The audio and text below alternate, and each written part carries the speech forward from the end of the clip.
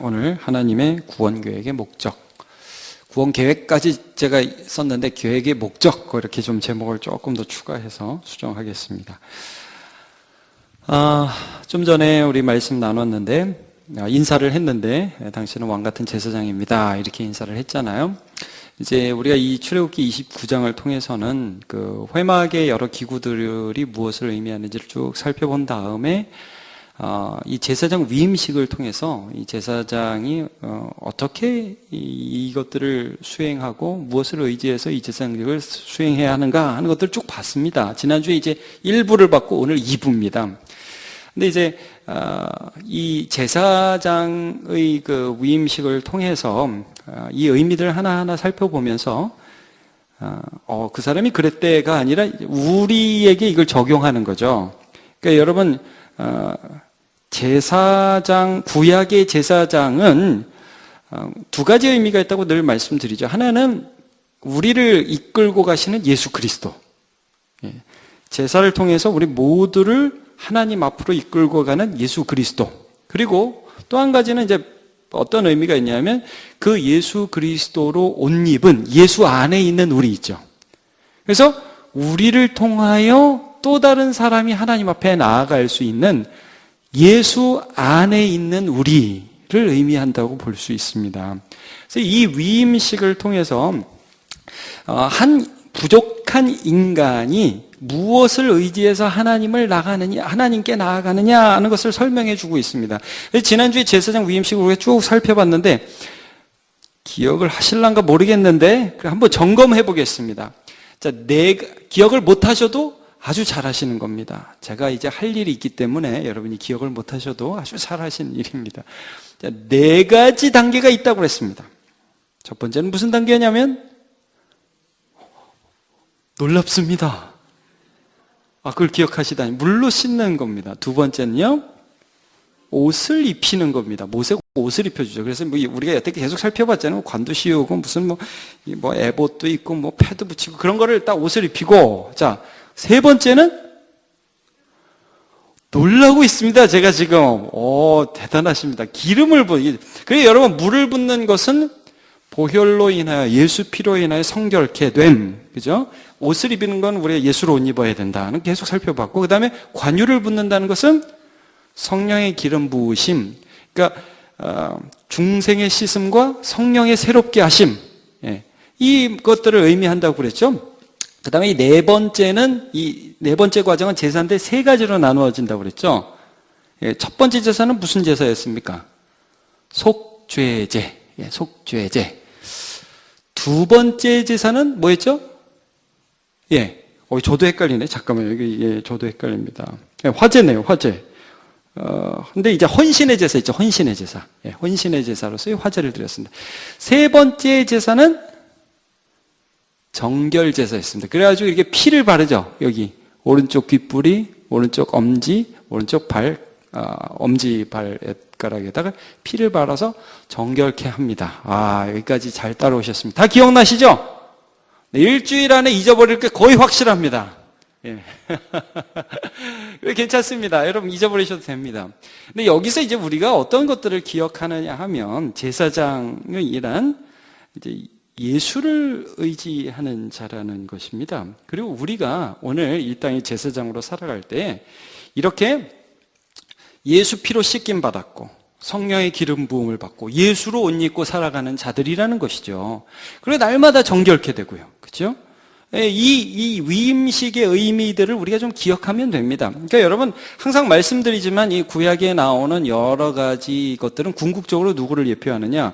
너희가 성경에서 영생을 얻는 줄 아는 거로 성경을 상고하거니와 이 성경이 곧 내게 대하여 증거하는 것이라. 예수님이 이렇게 말씀하셨잖아요. 그러니까 궁극적으로 이 모든 것들이 향하는 바는 예수 그리스도라는 것을 알고 그를 의지하면서 우리가 살아가는 제사장, 왕 같은 제사장. 내가 괜찮아서 제사장 아니라 나를 정결케 하신 예수 안에 내가 있어서 그래서 내가 거룩한 제사장이라는 거죠. 아멘이시죠? 네, 아멘입니다. 그래서 이걸 우리가 늘 기억을 해야 됩니다. 그래서 오늘 본문은 22절부터는 이 4가지 절차 중에 3가지 제사가 있었잖아요. 그 중에 맨 마지막 세 번째 제사, 정결 제사의 그 피를 바르고 하는 그 제사의 제물을 어떻게 하느냐 하는 부분과 그 다음에 위임식을 어떻게 마무리하는 부분, 그 다음에 위임식 다 끝나고 나서 어떻게 매일 제사장들이 그 제사를 섬겼느냐 하는 부분에 이어서 제사장의 의미를 살펴볼 겁니다. 그러니까 그냥 쭉 따라오시면 됩니다. 편안한 마음으로 오늘도 말씀을 함께 나누도록 하죠. 자, 오늘은 그러면 피를 위임식 순양의 피를 귀뿌리와 오른손 엄지 오른발 엄지에 바르고 나서 그 제물을 어떻게 했느냐에 관한 말씀인데요. 자, 성경을 보기 전에 이겁니다. 요거는 번제로 다 태워버리지 않았어요. 그러니까 숫소가 하나 있었고 순양이 2마리 있었잖아요. 기억나시죠? 예, 안 나셔도 된다고 그랬습니다. 괜찮습니다. 이 3가지 제물을 드리는데 이 3번째 제사의 순양의 그 고기는 다 태워버리지 않았어요. 이거 좀 재미있습니다. 재미있다고 하면 좀 그럴까요? 알면 재미있습니다. 자, 원래 그 제물의 기름은 절대 하나님이 사람한테 주지 않았습니다. 여러분, 기름은 다 하나님 앞에 드립니다. 나중에 제사도 잘 보십시오. 기름은 다 하나님께 드리는데, 자, 요때에는 이 3번째 위임신 순양의 제물은 넓적다리 있죠. 제 다리를 만지니까 좀 기분이 이상하다 했더니 이 넓적다리 하나는 제사장이 가져온 그 무교전병과 무교금 가져와 뭐 이런 게 있어요. 그거하고 같이 태워버리고, 그리고 넓적다리 하나하고 가슴살 있죠. 요즘 가슴살 그러면 자꾸 닭가슴살이 생각나는데 자, 순양의 가슴살하고 넓적다리 하나는 모세와 그리고 아론과 그 애들 제사장들에게 주는 과정이에요. 자, 한번 볼게요. 자, 22절을 보시면 제가 22절을 한번 읽어보겠습니다. 또 너는 그 순양의 기름과 기름진 꼬리와 그것의 내장에 덮인 기름과 기름 계속 나오죠? 간 위의 꺼풀과 2 콩팥과 그것들 위의 기름과 오른쪽 넓적다리를 가지라. 이는 위임식의 순양이라. 3번째 제사에 나오는 그 순양입니다.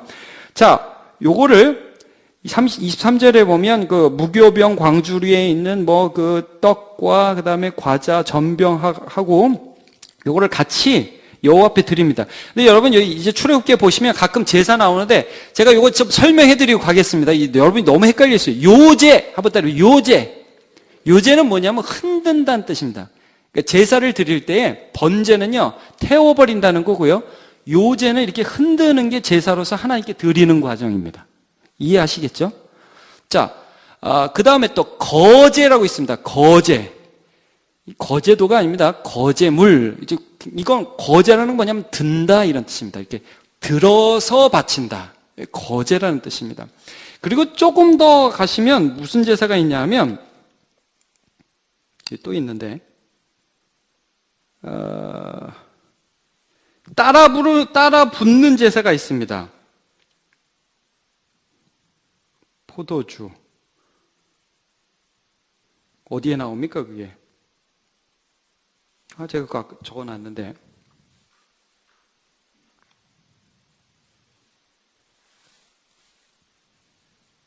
40절이요? 전제라고 나오죠. 전제. 감사합니다. 전제는 따라 붓는 제사입니다. 포도주 같은 것들을 따라 붓는 제사를 의미합니다. 그러니까 태워야만 제사가 아니라 흔드는 것도 제사고 따라 붓는 것도 제사고 들어 올리는 것도 제사입니다. 그러니까 그런 언어가 나오면 이런 것 이런 의미구나 하는 걸 보고 이제 우리가 성경을 계속 따라오시면 됩니다. 자, 이 제사장들은 하나님 앞에 이렇게 자기의 것들을 드리면서 헌신합니다. 이 위임식 순양을 가지고 하나님 앞에 착 드렸어요. 그리고 순양만 드린 게 아니라 자기가 가져온 무교전병 같은 것도 같이 넣어서 하나님 앞에 드려요. 그러니까 헌신의 의미죠. 내가 제사장으로 섬기면서 나의 모든 것들을 드립니다 하는 의미를 가지고 있습니다. 자, 그러면서도 여기 보니까 27절로 한번 가볼까요? 26절부터 제가 보겠습니다. 너는 아론의 위임식 순양의 가슴을 가져다가, 자, 가슴살 나오죠? 여호와 앞에 흔들어 요제를 삼으라. 이것이 내 분기신이라. 자, 흔듭니다. 너는 그 흔든 요제물, 곧 아론과 그의 아들들의 위임식 순양의 가슴과 넓적다리를 거룩하게 하라. 자, 가슴살, 그 다음에 넓적다리는 어떻게 하죠? 28절은 같이 한번 읽어볼까요? 시작. 이는 이스라엘 자손이 아론과 자손에게 돌릴 영원한 분기시요 거제물이니, 곧 이스라엘 자손이 화목제의 제물 중에서 취한 거제물로서 여호와께 드리는 거제물이니라. 자, 이게 무슨 말이냐면 이렇게 흔들고 들어 올렸어요. 태우진 않았죠. 자, 이게 하나님께 바쳤습니다. 그 다음에 바친 걸 누구한테 주었느냐 하면 제사장들한테 줬다는 거예요. 자, 제사장들은 어떤 존재였냐면 이제 하나님께 드리면서 또한 동시에 하나님으로부터 받는 자들이었습니다. 요건 이제 두 가지 의미로 좀 정리를 할 수 있습니다. 뭐냐면 한 가지는요, 제사장과 같이 전임 사역을 하는 사람들, 그리고 오늘날 교회 목사님이라든지 어떤 그 전임 사역을, 전도 사역을 한다든지 하는 그 전임 사역을 하는 사람들을 하나님이 채우시는 방식을 여기서 언급하고 있습니다. 여러분, 제사는 하나님께 드립니까? 목사에게 드립니까? 하나님께 드리죠. 그러니까 흔들고 들어서 하나님께 일단 바친 거예요. 그리고 나도 들어서 태워버려요. 반은 태워요. 그리고 반은 제사장에게 이것들을 준단 말이에요. 이것들을 통해서 하나님이 제사장들을 먹이시는 거예요. 자, 이 11조와, 구약의 11조와 그 다음에 이 제사 제물들을 드리는 방식을 통해서 하나님이 제사장을 먹이시는 것을 우리가 보게 돼요. 자, 11조 나중에 좀 자세히 하겠습니다만 간단하게 성구 한 두 가지만 읽어보겠습니다. 신명기 24장 28절. 제가 읽겠습니다. 매 3년 끝에 그의 소산의 10분의 1을 다 내어 내 성읍에 저축하여 너희 중에 분깃이나 기업이 없는 레위인과 내 성중에 거류하는 객과 및 고아와 가부들이 와서 먹고 배부르게 하라. 그리하면 내 하나님 여호와께서 내 손으로 하는 범사에 내게 복을 주시리라.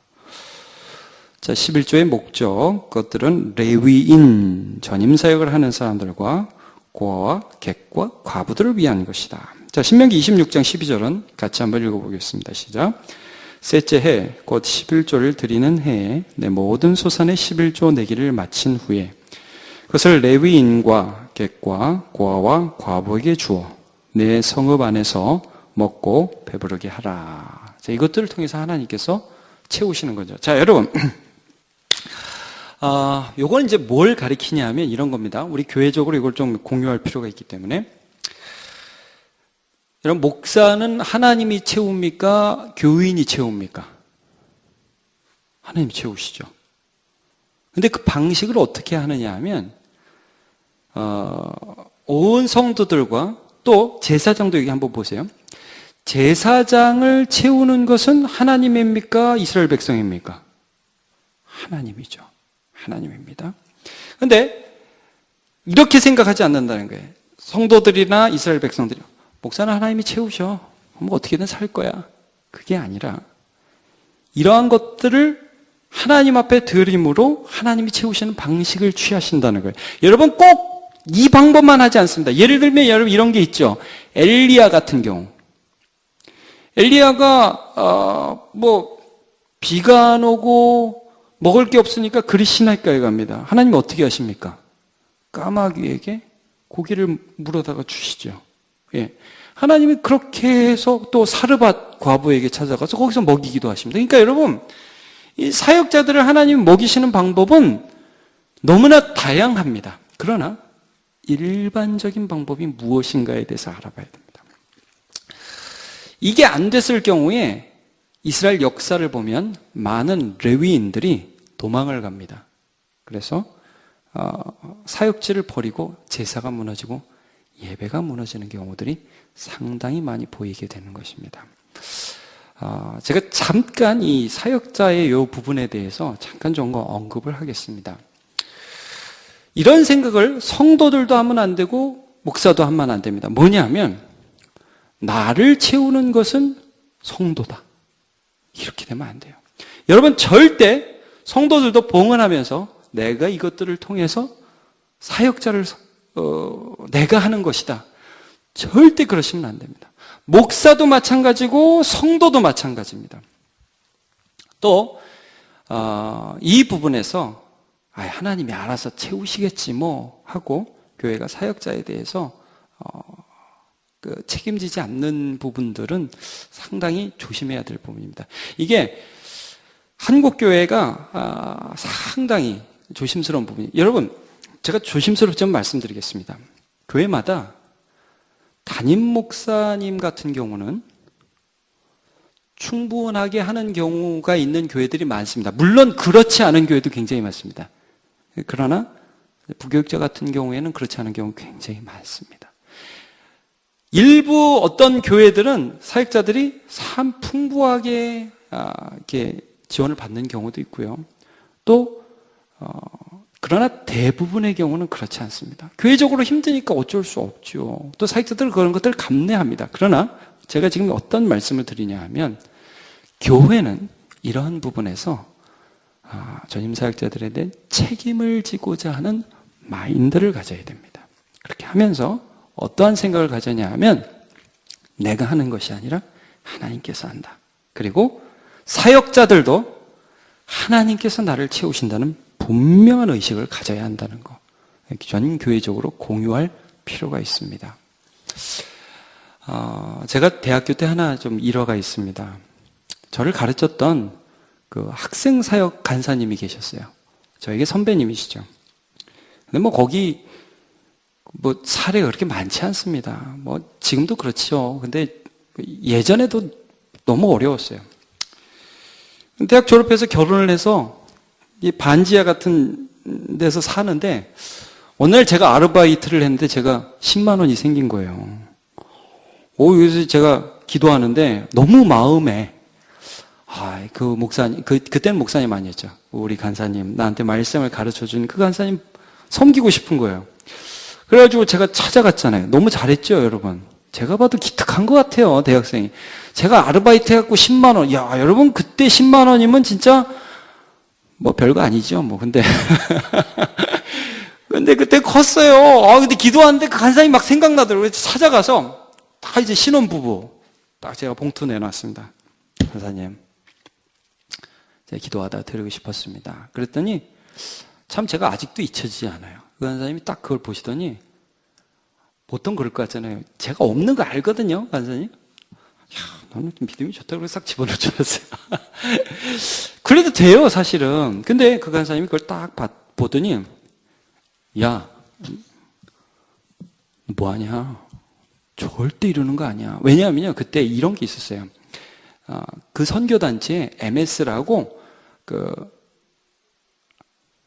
공식적으로 선교사님을 후원하는 루트가 있었어요. 이런 거 나한테 개인적으로 하는 거 절대 아니야, 너.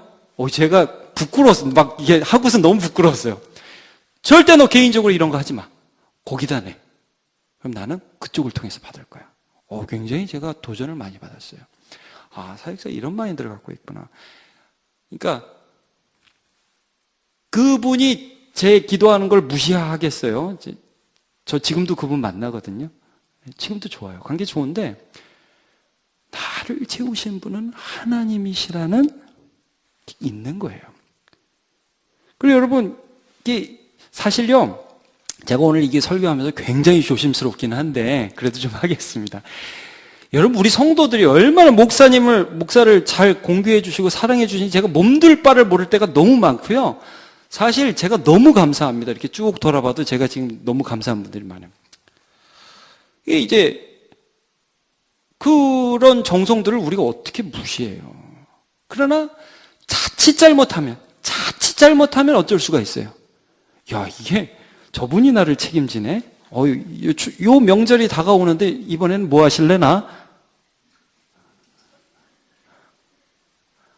여러분, 이렇게 되면 안 되는 거죠. 그렇죠? 이건 아니라는 거예요. 그럼 여러분, 우리는 어떤 기준을 가지고 어디까지 사역자를 진짜 섬기고 해야 돼요? 제일 좋은 거는 사역자는 교회를 통해 공식적으로 받는 게 제일 좋은 겁니다.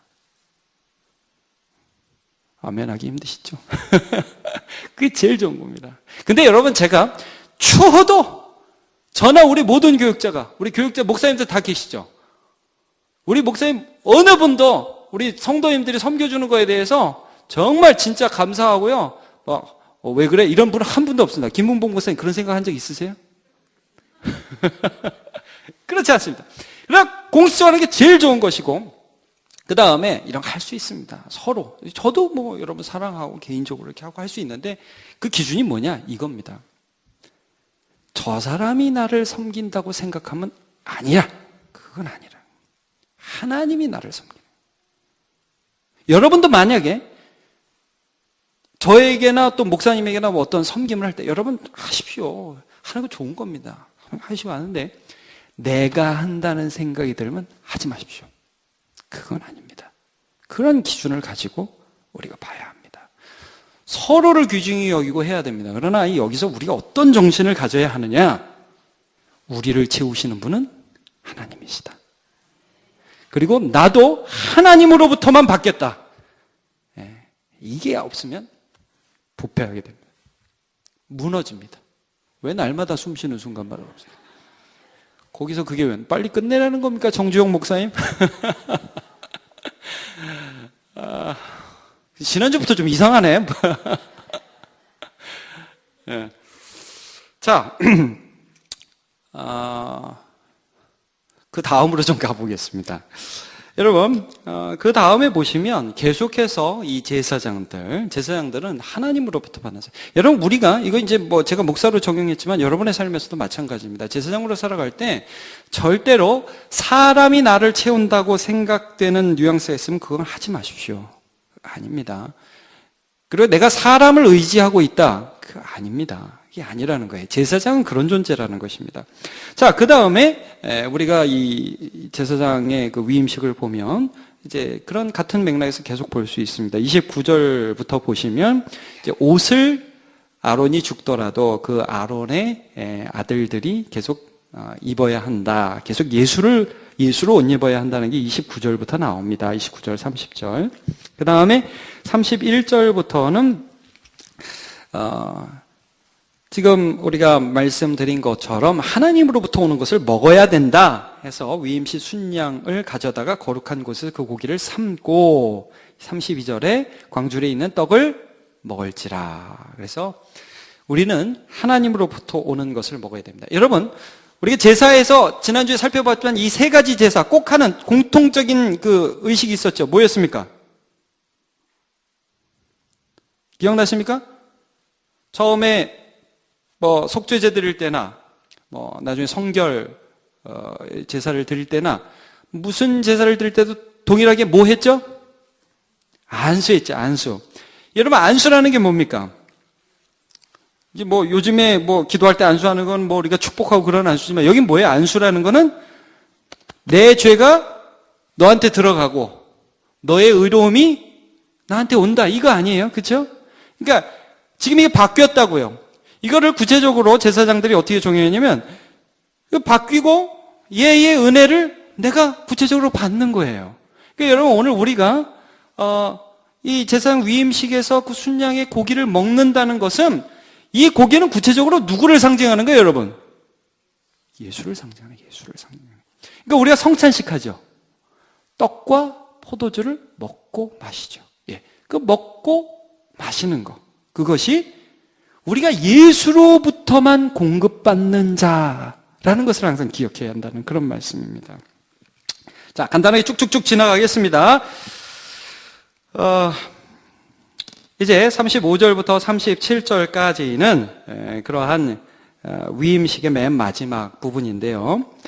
7일 동안 매일 숫송아지 하나로 속죄제를 드립니다. 근데 이 제단을 속죄하는 그런 제사를 드리게 됩니다. 36절을 한번 같이 읽어볼까요? 36절, 37절 시작. 매일 숫송아지 하나로 속죄하기 위하여 속죄제를 드리며 또 제단을 위하여 속죄하여 깨끗하게 하고 그것에 기름을 부어 거룩하게 하라. 너는 이랫동안 제단을 위하여 속죄하여 거룩하게 하라. 그리하면 지극히 거룩한 제단이 되리니 제단에 접촉하는 모든 것이 거룩하리라. 예. 결국 이 모든 그 제물조차도 무엇으로 거룩하게 되냐면 이 피.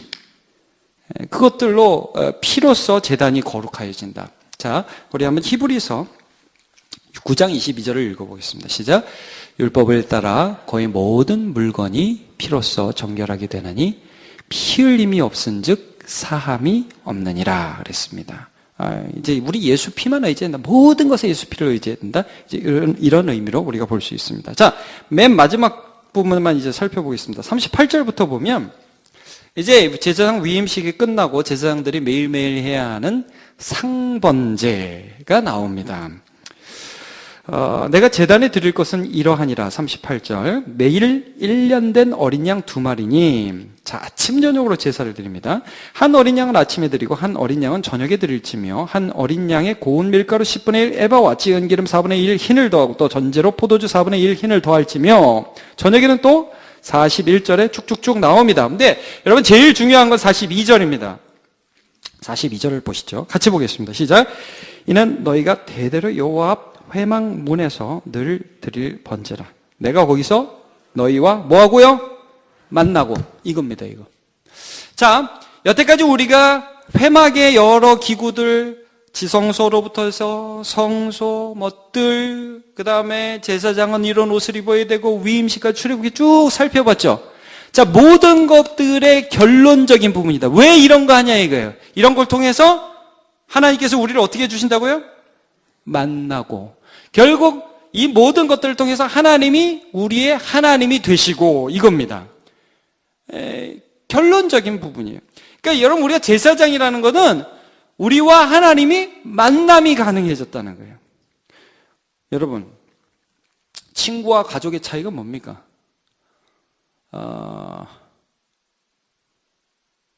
친구는 글쎄요, 뭐 그렇게 친한 친구 아닌 사람은 이런 것 같아요.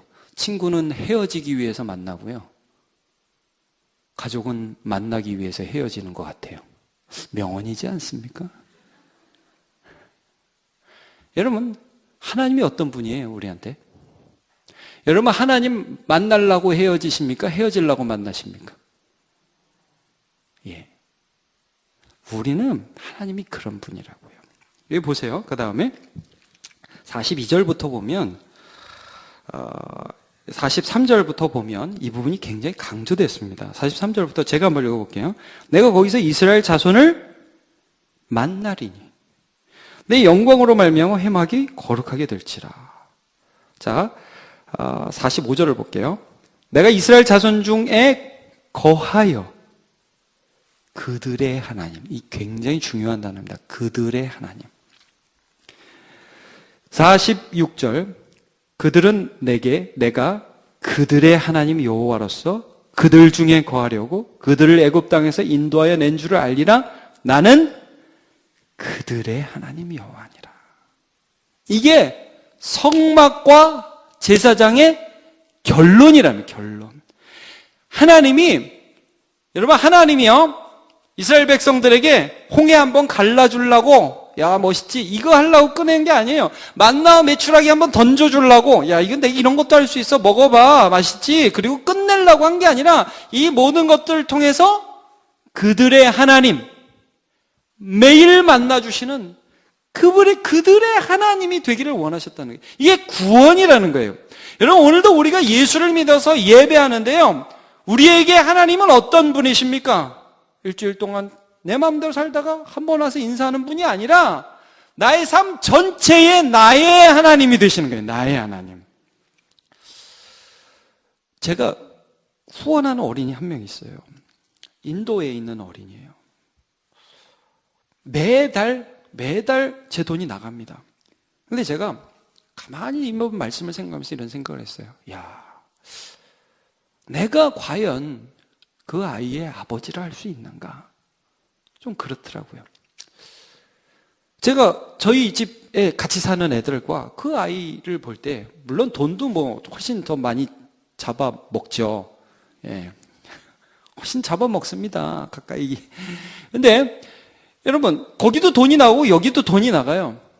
근데 제가 거긴 후원하는 아이고, 제가 아버지가 돼야 되는데 그게 못해서 참 미안하더라고요, 오늘은. 근데 여러분, 저 아이들은 맨날 저를 봅니다. 그죠? 아침에 일어나서. 제가 다 봅니다. 그래서 안아주고, 학교 갈 때 집에 있으면 제가 축복 기도 해주고, 그리고 가죠. 갔다 와서 저녁에 밥을 먹습니다. 밥을 먹으면서 집에, 학교에서 있었던 일들을 마구마구 얘기합니다. 아빠! 오늘은 뭐가 있었는데? 저런 일이 있었는데? 뭐 걔랑 싸웠고, 뭐 무슨 일이 있었고. 다 듣습니다. 그게 아빠입니다. 그리고 아빠 이거 해주세요. 그럼 안 돼. 이거 해주세요. 그건 돼. 그 아빠입니다. 아빠. 만난다고요. 만나고 채우고 함께하고. 모든 성막과 제사장을 통하여 하나님께서 궁극적으로 우리에게 가르치시는 것은 하나님이 우리의 아버지가 되시는 거예요. 그래서 여러분, 미가서에서 뭐라고 그럽니까? 하나님이 원하시는 것은 제사 드리는 게 아니다. 하나님이 원하시는 것은 마다드려야 되는 게 아니다. 공의를 행하고 인자를 사랑하고 그다음 뭐예요? 겸손히 내 하나님과 함께하는 거. 예수 안에서 하나님과 함께하는 거. 그게 목적이라는 거죠. 여러분, 오늘도 이 예수 안에서 우리가 왕 같은 제사장입니다. 하나님이 우리 아버지시고요, 하나님이 우리의 모든 것 되십니다. 그 아버지됨을 누리는 저와 여러분 되시기를 예수님의 이름으로 축원합니다. 시편 141편 2절을 같이 읽고 말씀 마치죠. 시작. 나의 기도가 주의 앞에 분향함과 같이 되며 나의 손 드는 것이 저녁 제사같이 되게 하소서. 아멘.